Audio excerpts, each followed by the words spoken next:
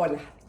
Retomamos entonces con el sistema de protección bajo las Naciones Unidas. Hasta ahora habríamos visto todo aquello que sucede dentro del sistema de tratados. Lo que me propongo ver ahora es el tratamiento de violaciones de derechos humanos cuando los estados que están involucrados en esas violaciones no han ratificado un tratado o todavía no entraron los tratados en vigor. Esto es lo que se llama el sistema de protección con base en la Carta de Naciones Unidas y los instrumentos conexos, pero no necesariamente con un tratado de derechos humanos.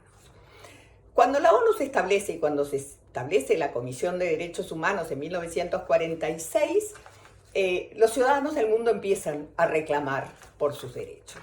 Y entonces mandan cartas a las Naciones Unidas. Esta es una actitud absolutamente invariable a lo largo de las décadas. Lo cierto es que las Naciones Unidas no encuentran, sus órganos no encuentran en ese momento norma alguna que les dé competencia y comienzan con un renunciamiento histórico. Si la Comisión de Derechos Humanos le dice al Consejo Económico y Social del que dependía que básicamente consideraba que no tenía competencia para poder tratar los reclamos sobre violaciones de derechos humanos. Esta situación se va a mantener más o menos así desde 1947 a 1967. En el 67 se va a producir un cambio fundamental que viene acompañado por el hecho de que a partir de 1960 comienza el proceso de descolonización y los nuevos estados ingresan a las Naciones Unidas y vienen portando reivindicaciones que son históricas. Los nuevos estados no son parecidos entre sí en absoluto. Le otorgan a Naciones Unidas una heterogeneidad interesante porque a partir de ese momento uno puede ver en la Asamblea General no solamente señores, hombres de traje gris o traje negro, camisa blanca y corbata bordó, sino que se ven vestimentas muy coloridas, se ven incluso accesorios para la cabeza y otras cuestiones. Pero estos nuevos estados en total, en conjunto, tienen un reclamo común. Y ese reclamo común es poner fin al apartheid que Sudáfrica estaba aplicando en el territorio del sudoeste africano. Y entonces en 1967 como que se ponen de acuerdo y logran una mayoría en la votación de la comisión y logran establecer un grupo de trabajo para investigar las prácticas del apartheid de Sudáfrica en el territorio del sudeste africano que luego se va a transformar en el territorio de Namibia.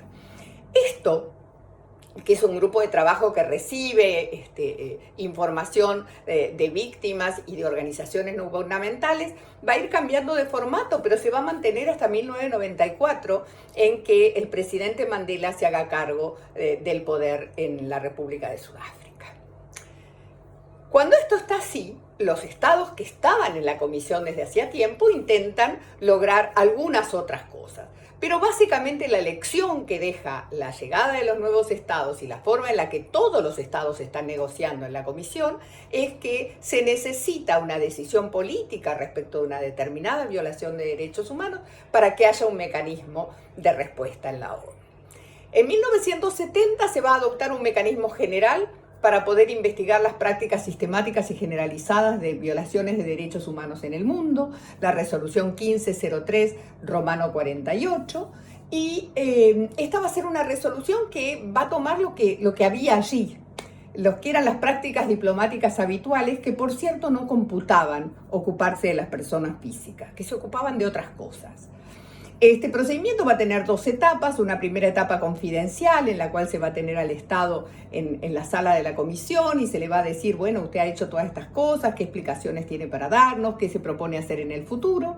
Si el Estado es renuente a aceptar la violación de los derechos, probablemente haya que votar para pasar esta situación a lo público. Era un poco la aplicación de un viejo refrán que todos ustedes deben conocer, que es que la ropa sucia se lava en casa, entonces si te portás bien no te incriminamos públicamente, si te portás mal le decimos a todo el mundo lo que hiciste, que es también una política que existe en el mundo que se llama naming and shaming, ¿no? Nombrando y haciéndote pasar vergüenza. Lo cierto es que pasar del procedimiento confidencial al público se transformó en una tarea titánica porque los estados tenían solidaridades, porque nadie sabía cómo era votar esto de los derechos humanos. Y entonces rápidamente hubo que salir a buscar algún instrumento para tratar de superar estos callejones que se formaban cuando no alcanzaban los votos para establecer un procedimiento. Y entonces, en 1975, y en ocasión de que cayera el gobierno del presidente Salvador Allende en Chile el 11 de septiembre del 73, en febrero del 75 la comisión logra crear un grupo de trabajo para estudiar las prácticas de violación de los derechos humanos en Chile. Este va a ser un procedimiento totalmente público. En esa época uno podía ir al mostrador de Naciones Unidas y pedir que le dieran los documentos. La sociedad no gubernamental, que tiene voz pero que no tiene voto en la comisión, podía quedarse en la sala, cosa que no pasaba con la 1503.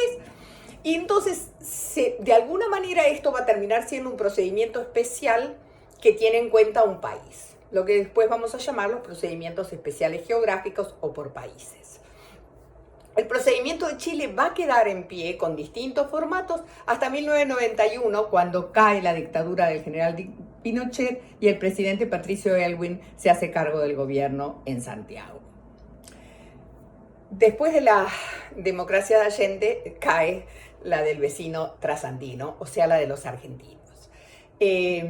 Indudablemente poder lograr algún mecanismo de tratamiento de las violaciones de derechos humanos por las juntas militares que estuvieron en el poder en Argentina desde el 24 de marzo del 76 se hizo difícil, porque las juntas militares habían estado siguiendo lo que pasaba en Naciones Unidas y yo creo que se propusieron de alguna manera poder evadir todo lo que les iba a suceder. Lo cierto es que hubo que esperar hasta 1980 para que se pudiera crear un grupo de trabajo sobre la desaparición forzada de personas, que no estaba pensado solo para la Argentina, pero que indudablemente tuvo a la Argentina como su cliente principal por mucho tiempo. Esto, que se llamó un procedimiento especial temático, también era público de principio a fin. Con los procedimientos especiales geográficos y los procedimientos especiales temáticos comenzaron a caer y a quedar en la esfera de los procedimientos públicos las situaciones de derechos humanos en distintas partes del mundo. En 1991 se logra como una especie de mix entre los órganos de tratados y los procedimientos especiales, que es la creación del grupo de trabajo de la detención arbitraria, que no solamente trabaja como un procedimiento especial, sino que también resuelve casos. Y esto, de algún modo, cierra en 1993, cuando la Conferencia Mundial de Derechos Humanos de Viena del 93 se crea la figura del Alto Comisionado de las Naciones Unidas para los Derechos Humanos, pensado como un puesto experto en el cual la persona que esté allí tendría que ser la número 2 en la jerarquía de la ONU, luego del secretario general o algún día la secretaria general, y la persona que lleve la política de derechos humanos de Naciones Unidas en adelante.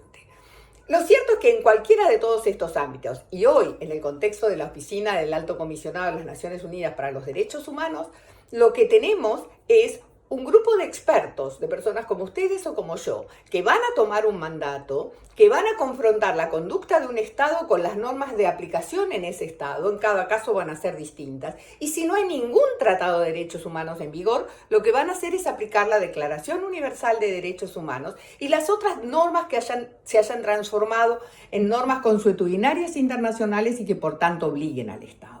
En este contexto va a haber también visitas al terreno que van a ser insustituibles. Es el momento exacto en el que uno sabe por dónde pasan las cosas, le ve la cara a las víctimas y no trata solamente con papeles y se da cuenta de la dimensión humana de todo lo que está haciendo.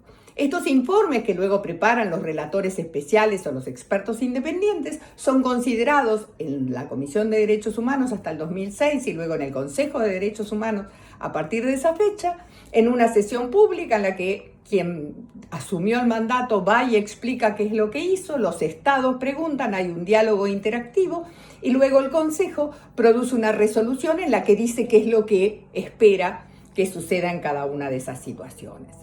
El sistema de protección de las Naciones Unidas es un sistema que hoy ha crecido mucho.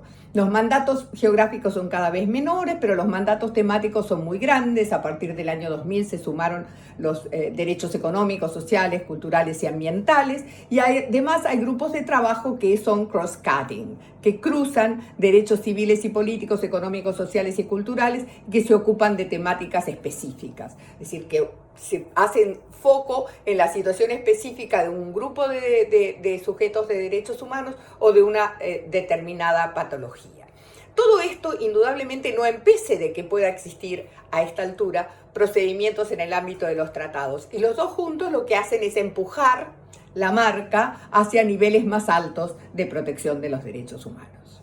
Bueno, espero que esto les haya sido útil. Gracias.